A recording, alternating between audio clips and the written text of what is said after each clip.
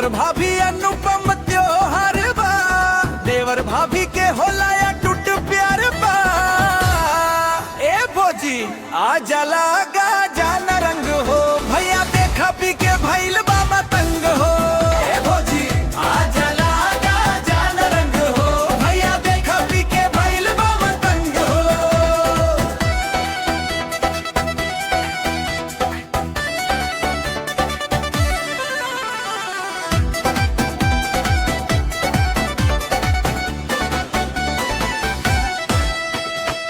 पहले बरस तो के रंग हम लगाएं, देवर भौजी के फर्ज निभाएं।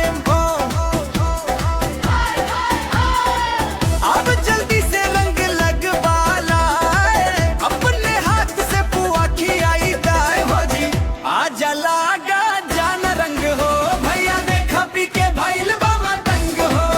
ए भौजी आ जला गा जान रंग हो, भैया देखा पी के भइल बा मतंग हो। जाता नी हमर तोहरे नर हो, तोरे बहिया संग खेले हम रंग हो।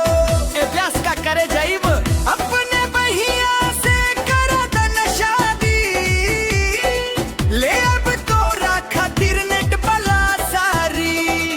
ए भौजी आ जला गा जान रंग हो, भैया देखा पी के भइल बा मतंग हो।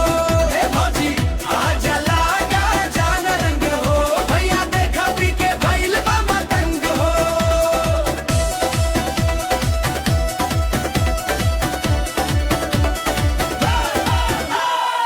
मुंबई में जाके हम रहिले, प्रकाश के गाना पर डांस करिले।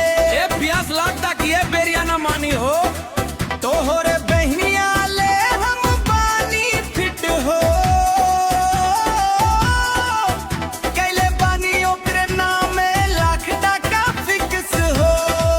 ए भौजी आ जला गा जान रंग हो, भैया देखा पी के भइल बा मतंग हो। ए भौजी आ जला गा जान रंग हो, भैया देखा पी के भइल बा मतंग हो। ए भौजी मान गई न तई कुछ गड़बड़ कर दी। रिक्वेस्ट गणेश खोर गलियू